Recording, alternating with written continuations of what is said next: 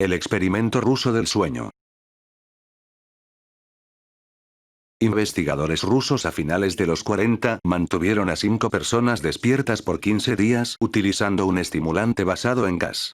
Los tuvieron encerrados en un ambiente sellado para monitorear cuidadosamente el uso de oxígeno, de manera que el gas no los matase, debido a las altas concentraciones de gas.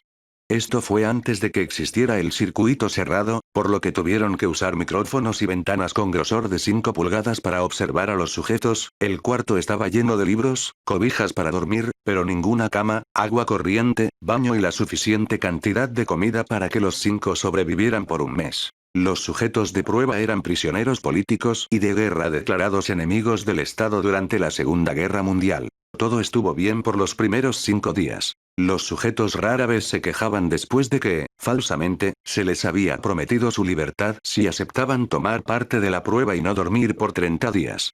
Sus conversaciones y actividades fueron monitoreadas y los científicos notaron que conforme pasaba el tiempo, ellos hablaban sobre incidentes traumáticos de su pasado. Después de 5 días se empezaron a quejar de las circunstancias y eventos que los llevaron a donde estaban y empezaron a demostrar paranoia severa.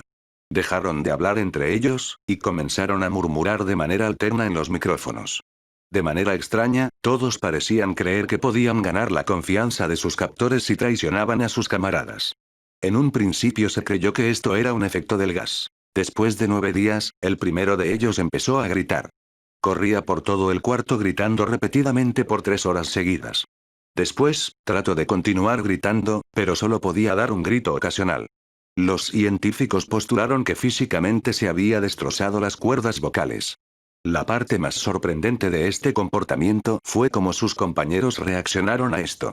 O mejor dicho, como no reaccionaron, continuaban murmurando en los micrófonos hasta que el segundo de los prisioneros comenzó a gritar.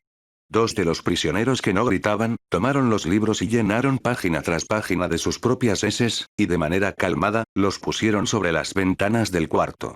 Los gritos cesaron de repente, al igual que los murmullos de los micrófonos. Pasaron otros 3 días. Los investigadores checaban los micrófonos constantemente para asegurarse de que trabajaban, porque creían que era imposible no escuchar sonidos con 5 personas dentro. El consumo de oxígeno indicaba que los 5 debían seguir vivos. De hecho, el consumo de oxígeno era el necesario para 5 personas que hacían ejercicio extenuante. En la mañana del 14º día, los investigadores hicieron algo que no debían hacer para llamar la atención de los prisioneros. Utilizaron el intercom dentro del cuarto, esperando provocar respuestas de los prisioneros, pues temían que estuviesen muertos, o en estado vegetal. Anunciaron: abriremos el cuarto para probar los micrófonos. Aléjense de las puertas y acuéstense con las manos atrás en el piso o se les disparará. Se le otorgará la libertad a uno de ustedes si obedecen. Para su sorpresa, escucharon solo una frase, con voz calmada: no queremos ser liberados. Hubo un gran debate entre los investigadores y fuerzas militares que financiaban el proyecto. Sin poder provocar más respuestas utilizando el intercom, finalmente se decidió abrir el cuarto a la medianoche del día número 15. Se limpió el gas del cuarto, y se llenó de aire fresco. Inmediatamente, voces de los micrófonos empezaron a objetar. 3 voces diferentes rogaban por la vida de sus seres queridos, que encendieran el gas nuevamente. Se abrió el cuarto para sacar a los prisioneros. Gritaron más fuerte que nunca, al igual que los soldados, cuando vieron lo que había dentro. 4 de los sujetos seguían vivos. Las raciones de los pasados 5 días no habían sido tocadas.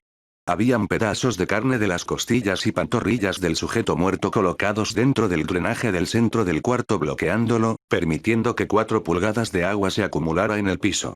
Los 4 sobrevivientes también tenían pedazos de piel y carne arrancada de sus cuerpos. La destrucción de tejidos y la exposición de huesos en la punta de sus dedos indicaba que las heridas fueron infligidas por las manos, y no con los dientes, como era de suponerse. Al examinarlos, se descubrió que la mayoría de las heridas fueron autoinfligidas en su mayoría. La piel y los órganos de detrás de las costillas fueron removidos, mientras que el corazón, los pulmones y el diafragma seguían en su lugar. El tracto digestivo de los 4 sujetos podía verse trabajar, digiriendo comida. Rápidamente se hizo aparente estaban digiriendo su propia carne, y que ellos la arrancaron y se la comieron en el transcurso de los días. La mayoría de los soldados eran fuerzas especiales rusas en las instalaciones, pero aún así, muchos se negaron a regresar al cuarto para sacar a los prisioneros. Estos, sin embargo, insistían a gritos que los dejaran dentro y de manera alterna rogaron y demandaron que se encendiera el gas nuevamente, para evitar quedarse dormidos. Para sorpresa de todos, los sujetos pusieron una resistencia feroz durante la extracción. Un soldado ruso falleció cuando uno de los sujetos le mordió el cuello, otro fue gravemente herido cuando otro de los prisioneros le mordió la arteria femoral y los testículos. Otros 5 soldados perdieron la vida, si se cuentan a aquellos que se quitaron la vida en las semanas consecuentes al incidente. Durante la lucha, uno de los prisioneros dañó su vaso, sangrando de manera casi inmediata. Se intentó sedar al sujeto, pero fue imposible. Se le inyectó más de 10 veces de la dosis humana de morfina, y aún así luchó como un animal rodeado, rompiendo las costillas y un brazo de un doctor. Se veía latir su corazón al máximo por 2 minutos completos, mientras se desangraba, y continuó gritando por más de 3 minutos, atacando a quien se le acercara, repitiendo la palabra más una y otra vez, cada vez más débil, hasta que cayó en silencio. Los otros 3 sobrevivientes, fueron inmovilizados fuertemente y llevados hacia instalaciones médicas. 2 de ellos, con cuerdas vocales intactas, demandaban continuamente más gas para permanecer despiertos. El más herido de los 3, fue llevado al único cuarto de cirugía que había en las instalaciones. En el proceso de su preparación para colocar nuevamente sus órganos en su lugar, se notó que el sujeto era totalmente inmune a los sedantes. Peleó furiosamente cuando el gas anestésico se le estaba colocando. Se necesitó un poco más de anestesia de la normal para sedarlo, pero al momento que sus ojos se cerraron, su corazón se detuvo. En la autopsia, se encontró que en su sangre había 3 veces la cantidad normal de oxígeno. También se rompió 9 huesos en la lucha para no ser controlado. El segundo sobreviviente, era el que primero gritó del grupo. Con sus cuerdas vocales destruidas, no pudo objetar la cirugía, y solo reaccionaba agitando violentamente la cabeza en desacuerdo cuando se le administraba el gas anestésico. Afirmó violentamente con la cabeza cuando alguien sugirió hacer la cirugía sin anestesia, y no reaccionó durante la misma, que duró 6 horas en la cual se intentó reemplazar sus órganos abdominales y cubrirlo con lo que quedaba de su piel. El cirujano afirmó que era médicamente imposible que el sujeto siguiera con vida. Una enfermera aterrada que ayudó en la cirugía, comentó que la boca del paciente formaba una sonrisa cada vez que sus ojos se encontraban. Cuando la cirugía terminó, el sujeto miró al cirujano y empezó a hacer sonidos fuertemente, como tratando de hablar. Asumiendo que esto era de gran importancia, el cirujano le entregó un papel y una pluma, para que el paciente pudiera comunicarse. Sigue cortando, escribió. Se le hizo la misma cirugía sin anestesia a los otros 2 sujetos. Se les tuvo que inyectar un paralítico, pues ellos reían constantemente, y le era imposible realizar la operación al cirujano. Una vez paralizados, solo podían interactuar con sus ojos. En el momento en que pudieron hablar nuevamente, exigieron una vez más el gas estimulante. Los investigadores trataron de averiguar por qué se lastimaron de esa forma a sí mismos, y por qué querían el gas nuevamente. La única respuesta fue: debo permanecer despierto. Se reforzó a los 3 sujetos y los devolvieron al cuarto, para espera de su destino. Los investigadores, enfrentando la furia de sus benefactores militares por haber fallado las metas del proyecto, consideraron dar eutanasia a los prisioneros. El comandante, un ex KGB, vio potencial en el proyecto, y en su lugar decidió ver qué pasaría si ponían el gas nuevamente.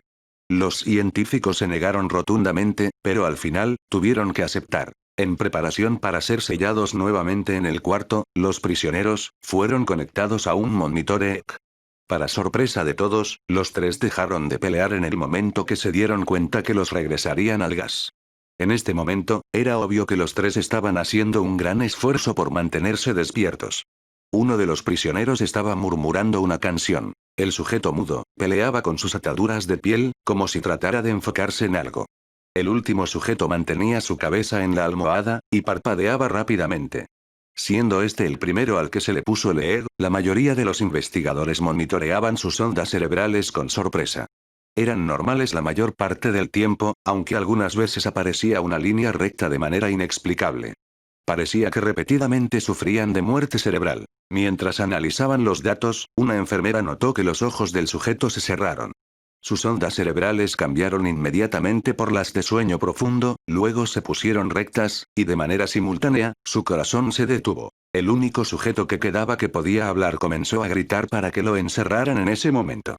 Sus ondas cerebrales mostraba las líneas rectas del sujeto que acababa de morir por quedarse dormido. El comandante dio la orden de sellar el cuarto con los 2 prisioneros dentro, junto con 3 de los científicos.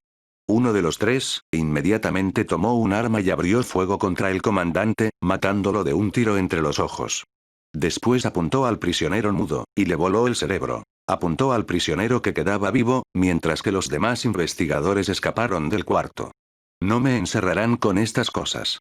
No contigo. Le gritaba al prisionero que estaba atado al camastro. ¿Qué eres? Demandó. Necesito saber. El prisionero sonrió. ¿Tan fácilmente te has olvidado de mí? El prisionero preguntó. Somos ustedes. Somos la locura que está encerrada en todos ustedes, rogando por libertad en cada momento de tu vida, desde lo más profundo de tu mente animal. Somos aquello de lo que te escondes en tu cama todas las noches. Somos lo que duermes y silencias y paralizas cuando te vas a tu cielo nocturno, donde no te podemos alcanzar. El investigador hizo una pausa.